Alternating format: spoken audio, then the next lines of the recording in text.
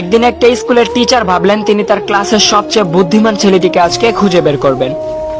তারপর ক্লাসে থাকা সমস্ত ছেলেদের দিকে উদ্দেশ্য করে স্যার বললেন, এখানে এমন কে আছো যে নিজেকে সবচেয়ে বুদ্ধিমান মনে করো?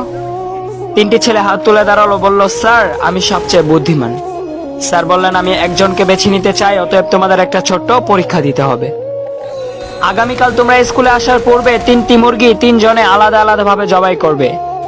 মুরগি 3টিকে এমন জায়গায় জবাই করবে যেখানে তুমি ব্যতীত অন্য কেউই দেখতে পাবে না, অতএব তোমার কারোর কাছে জবাবদিহি করতে হবে না। 3টি ছেলে হেসে উঠলো এবং বলল, স্যার এটা তো খুব সহজ, আমরা আগামীকাল অবশ্যই এটা করব। পরের দিন ক্লাসে 3টি ছেলেই উপস্থিত হলো। নাম্বার 1 উঠে দাঁড়ালো, বলল, স্যার আমি মুরগিটিকে আমার বন্ধ রুমে জবাই করেছি, যেখান থেকে আমাকে কেউই দেখতে পায়নি, অতএব আমার কারোর কাছে জবাবদিহি করতে হবে না। এভাবে নাম্বার 2 উঠে দাঁড়ালো, বলল, স্যার আমি মুরগিটিকে আমার বাড়ি থেকে অনেক দূরের একটি জঙ্গলে জবাই করেছি, যেখানে আমি ছাড়া অন্য কেউই দেখতে পাইনি, দিনের বেলায় ভয়ে কেউ প্রবেশ করে না, অতএব আমার কারোর কাছে জবাবদিহি করতে হবে না। তারপর নাম্বার 3 উঠে দাঁড়ালো এবং কান্না করতে করতে বলল, স্যার আমি মুরগিটিকে জবাই করতে পারিনি, আমি যেখানেই যাচ্ছিলাম, জঙ্গলে যাচ্ছিলাম, পানির নিচে যাচ্ছিলাম, কিন্তু মুরগিটিকে জবাই করতে পারিনি, কারণ আমাকে একজন দেখছিল, তার কাছে আমার জবাবদিহি করতে হবে, বেঁচে যাওয়ার কোনো উপায় নাই। কার কথা বলছিল? কার কথা বলছিল আপনারা জানেন?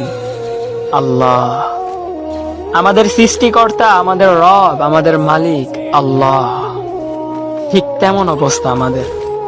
আমরা অনেক চালাক। আমরা যখন কোনো পাপ কাজে লিপ্ত হই, ডানে তাকাই, বামে তাকাই, সামনে তাকাই, পেছনে তাকাই, কিন্তু উপরে তাকাতে ভুলে যাই। যদিও উপরে তাকালে আমরা কাউকেই দেখতে পাই না, কিন্তু আমরা তো বিশ্বাস করি আমাদেরকে দেখছেন কে? আল্লাহ। আমাদের মনের কথা জানেন কে? আল্লাহ। আল্লাহ বুবা ব্যক্তির কথাও কিন্তু জানে। কি জানেন না? জানে?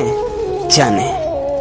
অতএব সকাল থেকে দুপুর, দুপুর থেকে সন্ধ্যা, সন্ধ্যা থেকে গভীর রাত, যেখানেই যা কিছু করছেন, যদি একবার ভেবে দেখেন যে উপরওয়ালা আমাদের ঠিক এইভাবেই দেখছে, তাহলে খোদার কসম আপনি আপনার অবস্থান পরিবর্তন করে ফেলবেন, শুধুমাত্র আল্লাহর ভয়ে।